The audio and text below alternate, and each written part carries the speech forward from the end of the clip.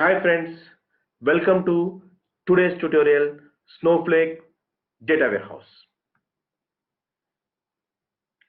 Snowflake is an analytic data warehouse built on Amazon Web Service. Snowflake provides a data warehouse that is faster, easier to use, and far more flexible than traditional data warehouse.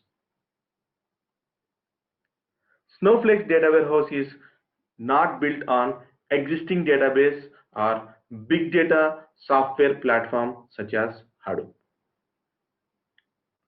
This Snowflake data warehouse uses a new SQL database engine with unique architecture designed for the cloud.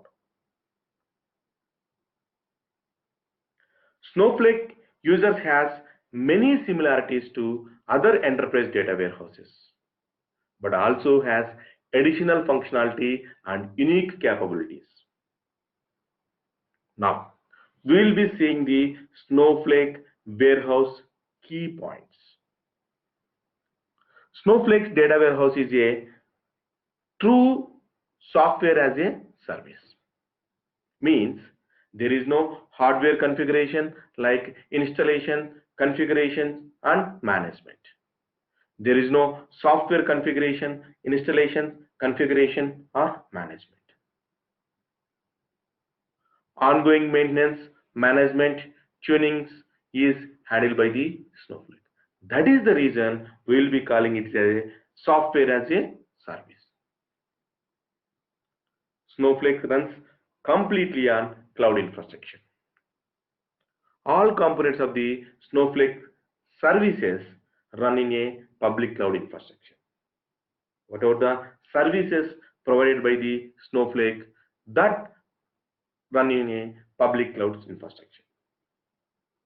Snowflake cannot be run on private cloud infrastructures. Now, we will be seeing the Snowflake architecture. Snowflake's architecture is a combination of shared disk database architecture and shared nothing database architecture. What is meant by shared disk database architecture? In case of the shared disk architecture, Snowflake uses a central data repository for persisted data that is accessible from all compute nodes in the data warehouse. But in shared nothing architecture, Snowflake processes queries using the massively parallel processing compute clusters, where each node in the cluster stores a portion of the entire data set locally. This approach offers the data management simplicity of shared disk architecture, but with the performance and scale out benefits of shared nothing architecture. Now, this particular diagram shows the Snowflake architecture having the three layers. One is database storage, and second one is query processing, and third one is cloud services. Now, we'll be discussing more on each and every layer. First one is database storage.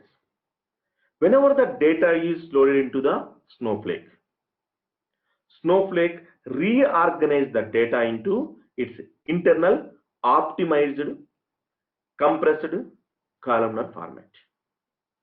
Snowflake stores this optimized data in cloud storage. The data objects stored by the Snowflakes are not directly visible nor accessible by the customer. They are only accessible through SQL query operations run using the Snowflake. That is the brief overview of the database storage. Next layer is query processing. Whenever the user executes the query, which will handle by the processing layer, Snowflake processes the queries by using the virtual warehouses. So each virtual warehouse is a massively parallel processing compute cluster composed of multiple compute nodes allocated by Snowflake from a cloud provider. Each virtual warehouse is a independent compute cluster that does not share compute resources with other virtual warehouses. As a result, each virtual warehouse has no impact on the performance of other virtual warehouses. And third layer is cloud services. The cloud service layer is a collection of services that coordinate activities across Snowflake. These services tie together all of the different components of Snowflake in order to process user requests from login to query dispatch. The cloud service layer also runs on compute instances provisioned by Snowflake from the cloud provider. This particular layer is responsible for authentication and access control, infrastructure manager, optimizer, and metadata manager. This is the overview about the Snowflake architecture. Thanks.